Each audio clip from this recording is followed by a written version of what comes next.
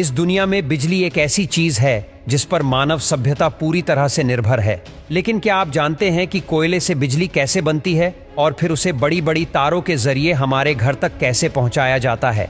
बिजली बनाने के लिए जिस चीज का सबसे ज्यादा इस्तेमाल किया जाता है वो है कोयला। देश में 75% बिजली का उत्पादन कोयले से चलने वाले पावर प्लांट से ही होता है।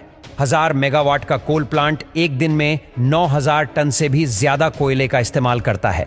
यानी कि अगर एक मालगाड़ी में 100 टन कोयले के 90 डिब्बे हैं, तो उस पूरी मालगाड़ी का इस्तेमाल एक ही दिन में हो जाएगा।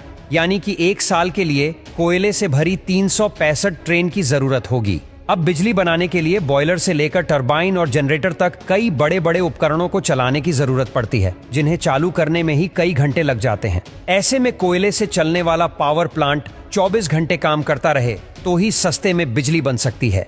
इसी वजह से प्लांट के बड़े हिस्से में सिर्फ कोयले का स्टोरेज बनाया जाता है, ताकि कभी कोयले की कमी ना आ सके। जब मालगाड़ियां पावर प्लांट्स के बेशकीमती खजाने यानी कोयले को लेकर प्लांट में पहुंचती है, तो एक एक करके सभी डिब्बों को अलग किया जाता है और पानी के फव्वारे के नीचे से गुजारा जाता है, जिससे कोयला थोड़ा गीला हो जाता है, ताकि जब आगे डिब्बों को पलटने की बारी आए तो डस्ट ना उड़े। अब गीले कोयले वाले उन सभी डिब्बों को बारी बारी से एक निर्धारित जगह पर लाया जाता है, जहां एक मशीन उन्हें उठाकर पूरा ही पलट देती है, जिससे उन डिब्बों का सारा कोयला कोल यार्ड में नीचे लगातार घूम रहे कन्वेयर बेल्ट पर गिरता रहता है।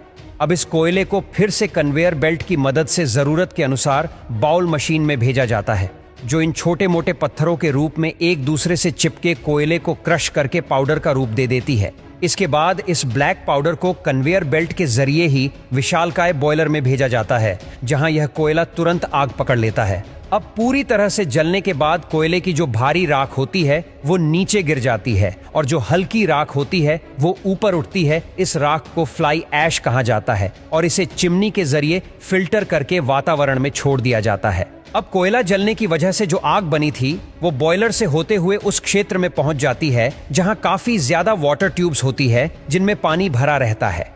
ये सभी ट्यूब्स हीट करके पानी को स्टीम यानी भाप में बदल देती है। जब ये स्टीम सुपरहिट हो जाती है तो पाइप का आगे वाला हिस्सा खोल दिया जाता है, जिससे स्टीम उन्हीं पाइप से ट्रेवल करते हुए आगे पहुंचती है। अब हम भाप को लेकर पावर प्लांट के उस हिस्से में पहुंचे जिसके बिना बिजली बनाना नामुमकिन है।